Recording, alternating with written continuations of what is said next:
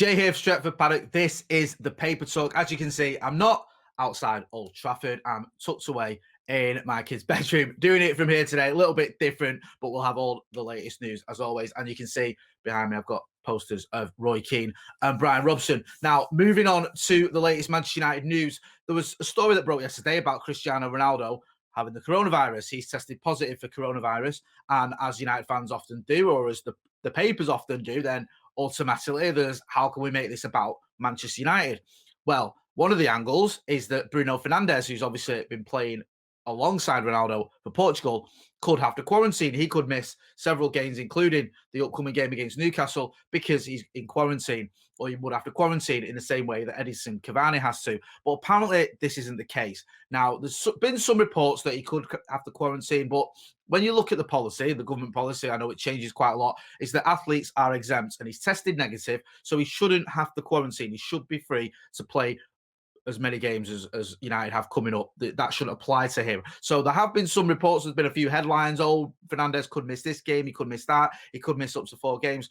But from what I gather, that isn't the case because, as I said earlier, athletes in a bubble are exempt as long as they don't test positive. So Bruno Fernandes should be okay to play this weekend. But any changes to that, any updates, we will keep you posted because we know the players are getting tested all the time and things can obviously change if one of them does test positive. But by and large, it looks like Bruno Fernandes will be free to play. So the sort of the panic that set in when Cristiano Ronaldo tested positive, oh, is this going to mean that we don't have Bruno Fernandes? Doesn't look to be justified. It looks as though, from what we gather, that that's not the case, and that because of the rules, because of the exemption to athletes, because they're in these bubbles, that he should be okay. But as always on Stretford Paddock, we'll keep you posted if anything changes or if there are any other players away on international duty that are affected by coronavirus and are not allowed to play against Newcastle or any other games. We know, as I mentioned earlier, we're going to be missing Edinson Cavani, so we can do without missing anyone else, especially someone as talented as an important player as Bruno Fernandes is for Manchester United. Talking of important players, Paul Pogba's in the news again. Shock horror. It seems that now that Jadon Sancho's story is quieting down a little bit, the Paul Pogba story starts up again, as is always the case with Paul Pogba. He tends to be in the news quite a lot during his time at Manchester United, and a lot of it centres on whether he's going to be moving on or where he's going to be going when he does move on. Now, the latest reports are all about Pogba going to Barcelona. With, I think the Mirror have got it and others have got it, saying that Barcelona are eyeing a move for Paul Pogba once his United contract expires next summer. They're looking to try and get him on a free transfer. I don't know how realistic that is. I don't know if that even works. But that he's been linked with them. There's also, we know he's already been linked with Real Madrid and a return to Juventus. They've always been interested in Paul Pogba, but now it seems that Barcelona have entered the fray. There was rumours, weren't there, of Barcelona being interested in Paul Pogba before? There was even some sort of bid, wasn't there? Was there some sort of bid? Was it Gomez and Mina or something? There was some sort of £40 million plus a few players. Do you remember a couple of players? It wasn't a very satisfactory bid, and I think it was dismissed out of hand, even if it was a solid one, which I'm not even sure about, to be honest with you.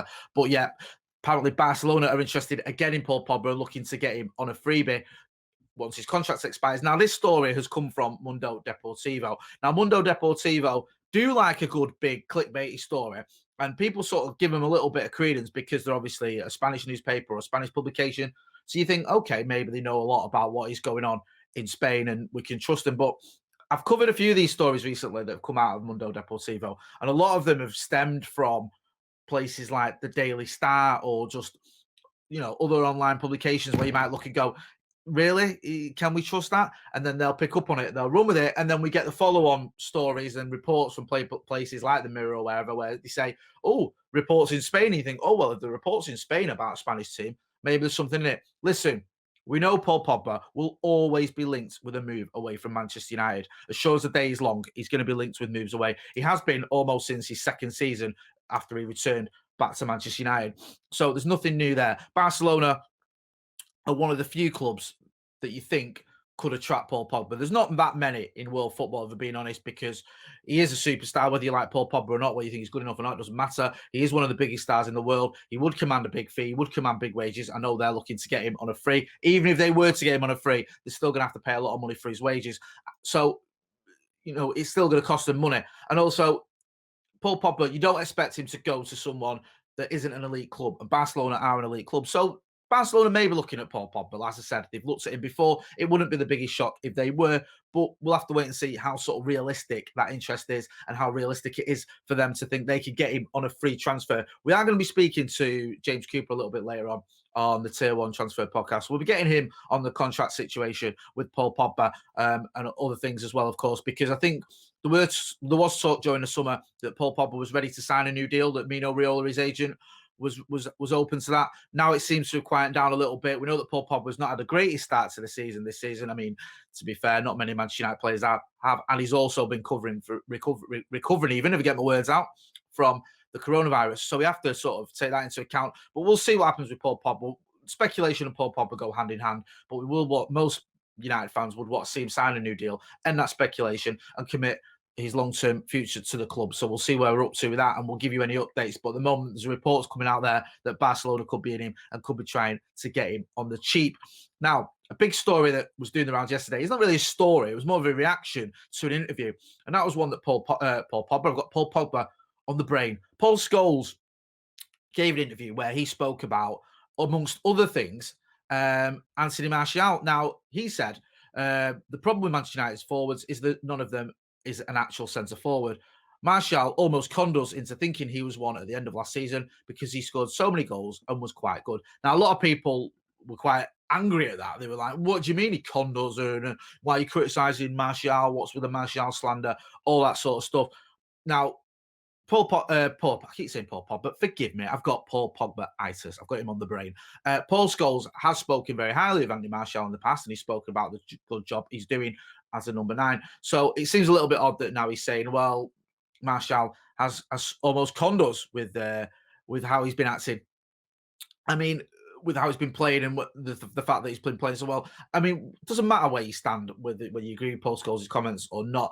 The fact is, Ole Gunnar Solskjaer obviously rates Anthony Martial down the middle, and Anthony Martial has been very effective there. He's got 23 goals last season, and he didn't take penalties. You know, everyone loves to go on about how many of those were from penalties when you're talking about an attacker's goals or even a midfielder's goals. But he wasn't on penalty taking duties, and he still managed to get over the 20 goal mark, which is very impressive. He scored a lot of bagged a lot of assists as well. He's been a very effective player in that position. So I don't think that Ole Gunnar Solskjaer is looking to move him. I know that Edinson Cavani's come in there and he can play down the middle. We know that Mason Greenwood's preferred position is probably down the middle, if we're being brutally honest. But one of the first things that Ole Gunnar Solskjaer did at the beginning of last season was to make sort of Anthony Martial his main man through the middle.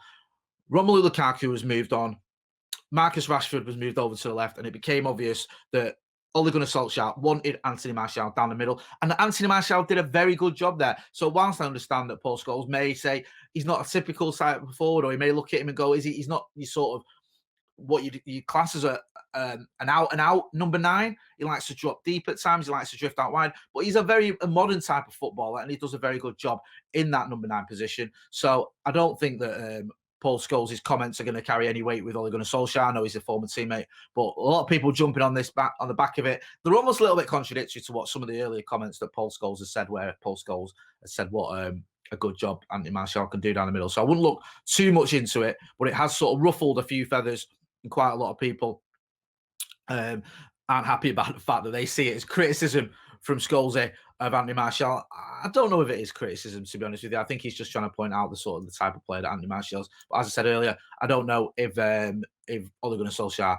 looks into that too much. Now, another story that's been doing the rounds, it's been doing the rounds for the last few days, and Adam McCullough had it yesterday in his paper talk, is about Project Big Picture. Yeah, that one. This is where the big 6, Arsenal, Chelsea, Liverpool, City, United and Tottenham have got together and they've come up with, it's mainly Liverpool and United, to be fair, but they've come up with this idea where they're going to have more of a say over what goes on. They're going to move the Premier League, the number of Premier League clubs down from 20 to 18, and that, there's going to be sort of changes, and it's going to help the English Football League. Apparently, it's going to give the English Football League clubs a £250 million windfall. Almost immediately, I think they're saying. There'll also be different things going on. There's talk of scrapping the League Cup, scrapping the Community Shield, or the Charity Shield, as I still call it, and having some sort of playoff system when it comes to relegation for the team that finished third bottom. They'll have a playoff with some of the teams that have finished towards the top end of the Championship. It's not gone down too well across the board, really. Journalists aren't happy about it. A lot of ex-managers and current managers aren't happy about it.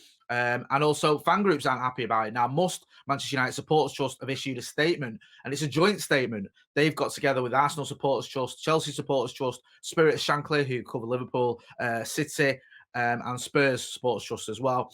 And I'm not going to read you the whole statement because I don't want to. You can read it yourself if you're that interested. But they're basically against it. I mean, I want to read a little bit. It says, must joins fans of Arsenal, Manchester City, Liverpool, Spurs, and Chelsea to oppose Project Big Picture.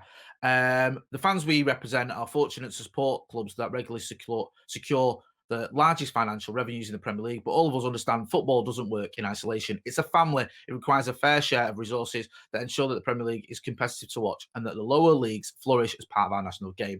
It just goes on to sort of obviously criticise it. And it says, we call on the government and football authorities to now work urgently to secure a sustainable future for all clubs, many of which face serious threats to their existence as a result of the COVID-19 pandemic. We expect both parties to make a genuine commitment to reform and listen to our members. Fans are the lifeblood of the game. We need to be heard as soon as possible. So they're saying, yes, reform is good, but we want fans to be involved, and they're not really into this project big picture even, which has gone down like an absolute lead balloon. So, yeah, doesn't look like many people are behind that. We'll have to wait and see. Obviously, there was talk as well of threats. I think it was Greg Clark, the Football Association chairman, said that a breakaway league was threatened by some of the big clubs. They were going to say, right, well, we're going to go away from the Premier League and do our own thing. We're going to take our ball home and we're not playing anymore. We'll wait and see what happens with all this. It's an idea that's being mooted. It hasn't had a great response, but we'll see. Sometimes money talks. The big clubs have a lot of influence, so we'll have to see if this sort of does move forward or if there are any changes and reform, because we know that a lot of clubs are struggling and have struggled, especially in the wake of COVID-19. Not so much United. United have lost a little bit of revenue, but as I often say, our owners take a lot more out of the club than we've lost from COVID-19, so I don't think we can moan too much about that one, or they can't anyway.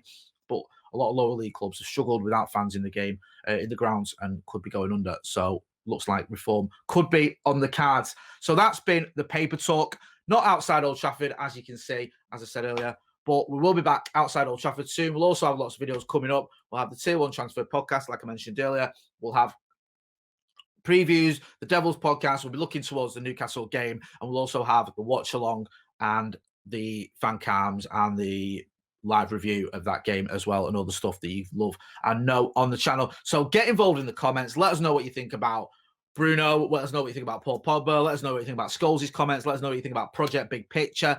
Don't as well forget to hit like, share, and subscribe. I've been Jay. This has been the Paper Talk. Thanks for watching.